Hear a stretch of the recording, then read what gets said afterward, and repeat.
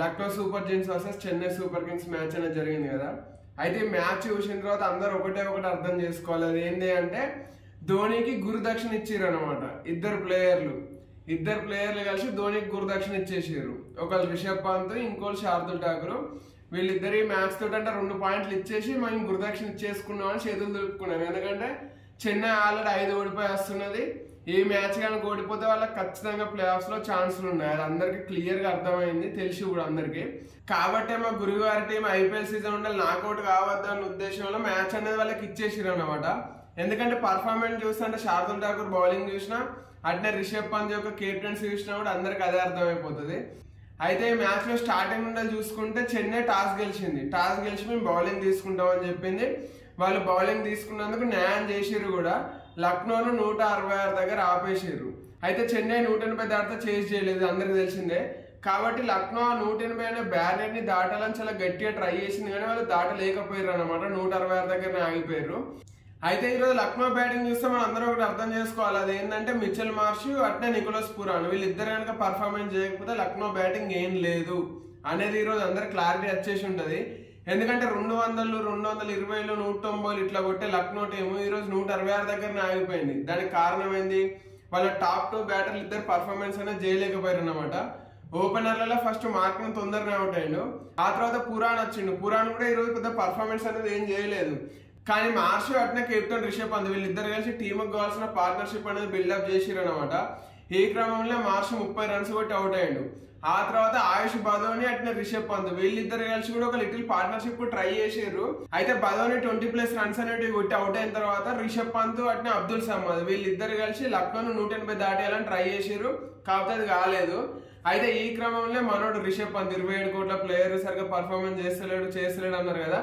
ఈ రోజు 60+ అంటే వాళ్ళ టీం బ్యాటింగ్ లో మనోడు హైయెస్ట్ స్కోర్ అన్నమాట. 60+ రన్స్ అనేవి కొట్టిండు. అవి టీం కు చాలా హెల్ప్ అయినాయి. ఎందుకంటే టాప్ 2 బ్యాటర్లు ఇద్దరు అవుట్ అయిన తర్వాత రిషబ్ పంత్ ఆ మాత్రం స్కోర్ చేయకపోతే టీం అక్కడ దాకా కూడా పోకపో 130, 140 దగ్గర ఆగిపోయేది. ఈ రోజు వాళ్ళ టీం 160 దాకా పోయిందంటే రిషబ్ పంత్. అట్నే కింద అబ్దుల్ సమద్ కూడా పర్లేదు, మంచిగా పర్ఫార్మెన్స్ చేసిండు అనమాట. 11 బాల్ 22. మనోడు SRH ఉన్నప్పుడు అడ్డిమార్ గుడ్డి దెబ్బ అన్నట్టు ఏదో ఒక మ్యాచ్ లో ఆడేది, కానీ లక్నో పోయిన తర్వాత మాక్సిమం అన్ని మ్యాచ్లలో పర్ఫార్మెన్స్ చేస్తున్నాడు. అయితే ఇట్లా అబ్దుల్ సమద్ అట్నే రిషబ్ పంత్ వీళ్ళిద్దరి యొక్క బ్యాటింగ్ చేయబట్టే లక్నో అనేది 166 దగ్గర దాకా వచ్చింది.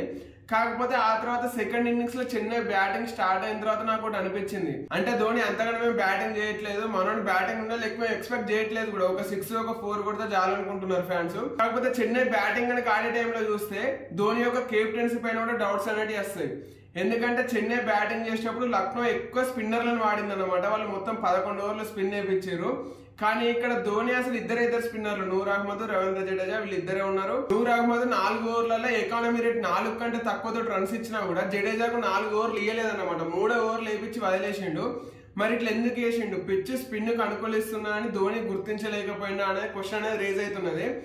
ఎందుకంటే 167 టార్గెట్ చేసింగ్ వచ్చిన తర్వాత చెన్నై యొక్క ఇన్నింగ్స్ అని మనం చూస్తే లక్నో కెప్టెన్ రిషబ్ పంత్ ఎక్కువ స్పిన్నర్లతో వేయించిండు.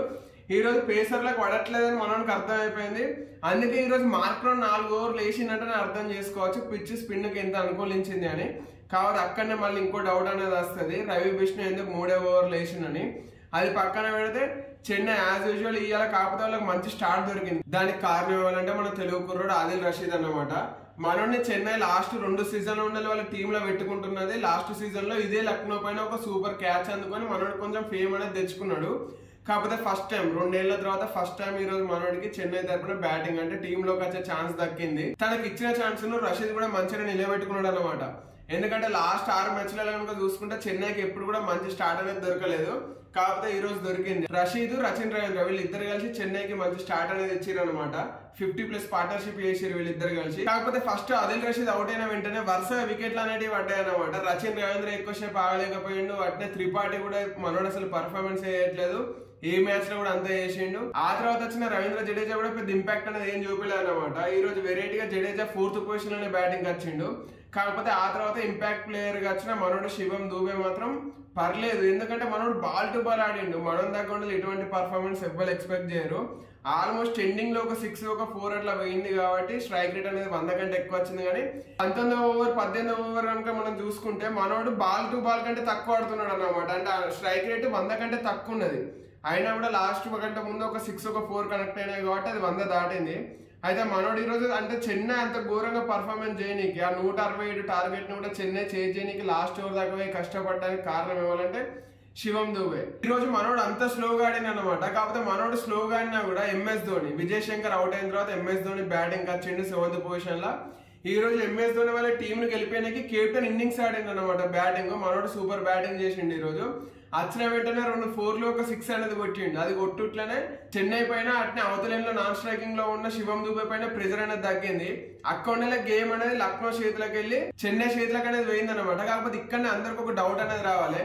ఎందుకంటే ఈ రోజు మనం కనుక లక్నో బౌలింగ్ ఒకసారి ఓపెన్ చేసి చూస్తే మార్క్రన్ తోటి 4 ఓవర్లు లేపించింది, కానీ రవి బిష్ణోయ్ తోటి 3వ ఓవర్ లేపించింది రిషబ్ పంత్. ఎందుకు రవి బిష్ణోయ్ యొక్క 1 ఓవర్ ఎందుకు ఆపిండి అనేది ఎవరికి అర్థం కాలేదు. పిచ్ కూడా స్పిన్ కు అనుకూలంగానే ఉన్నది. అందుకే లక్నో వాడిన 3 స్పిన్నర్లు కూడా మంచిగా పర్ఫార్మెన్స్ చేసిర్రు. రవి బిష్ణోయ్ కూడా 3 ఓవర్లలో 18 రన్స్ ఇచ్చిండు. అయినా కూడా మనకి 4th ఓవర్ అనేది ఇయ్యలేదు. 6వ ఓవర్ దిగ్విజయ్ చేసిన తర్వాత మిగిలిన 4 ఓవర్లలో 1 ఓవర్ కనుక రవి బిష్ణోయ్కి ఇచ్చుంటే మ్యాచ్ అనేది ఇంకా టర్న్ అయి ఉండదని నేను అనుకుంటా ఉన్నా. అయినా కూడా రిషబ్ పంత్ రవి బిష్ణోయ్కి ఎందుకు బౌలింగ్ వేయలేదు అనేది పెద్ద క్వశ్చన్ మార్క్. ఇది ఎవరికి అర్థం కావట్లేదు. మరి ఏ ఉద్దేశంలో బిష్ణోయ్ 1 ఓవర్ ఆపిండు. లాస్ట్ ఓవర్ కనుక చూసుకుంటే ఒక 10-15 రన్స్ కావాలనుకున్నప్పుడు మనోడికి బౌలింగ్ ఇద్దాం అనుకున్నాడు ఏంటి అనేది మాత్రం ఎవరికి తెలియలేదు. కానీ మ్యాచ్ ఎండింగ్ వచ్చే టైం వరకు బిష్ణోయ్కి బౌలింగ్ వేయకుండానే అయిపోయింది. ఇదే ఎవరికి అర్థం కావట్లేదు మనోడికి ఎందుకు వేయలేదని. అట్నే శార్దుల్ ఠాకూర్కి ఎందుకు ఇచ్చిండు బౌలింగ్. మనోడు రన్స్ ఇస్తా ఉన్నా కూడా, రన్స్ లీక్ చేస్తా ఉన్నా కూడా శార్దుల్ ఠాకూర్కి 4 ఓవర్లు ఇచ్చిండు. ఈ రోజు కనుక మీరు లక్నో బౌలింగ్ ను ఓపెన్ చేసి క్లారిటీగా చూస్తే దానిలో ఒక ఫన్ ఇది కనిపిస్తుంది. అది ఏంటంటే స్పిన్నర్లు 3 మార్క్రమ్, దిగ్విజయ్, అట్నే మనోడు రవి బిష్ణోయ్, వీళ్ళు 3 కలిసి 11 ఓవర్లు వేసిర్రు. ఆ 11 ఓవర్లలో 56 రన్స్ అనేది ఇచ్చిర్రు అనమాట. కాకపోతే శార్దుల్ ఠాకూర్ ఒక్కడే 4 ఓవర్లు వేసిండు, 56 రన్స్ అనేది ఇచ్చిండు.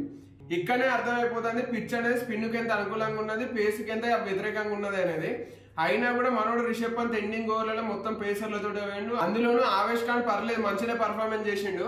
కాకపోతే ఈ రోజు మ్యాచ్ ఓనికి మెయిన్ కారణం ఏమంటే కెప్టెన్ రవి బిష్ణోయ్ ఓవర్ వేయకపోవడం, అట్నే తనకి ఇచ్చిన బౌలింగ్ శార్దుల్ ఠాకూర్ నిరూపించుకోలేకపోవడం. మనోడే చేసిన లాస్ట్ 2 ఓవర్లలో అంటే 17వ ఓవర్లో 19వ ఓవర్లో రన్స్ అనేది లీక్ చేసిండు అనమాట.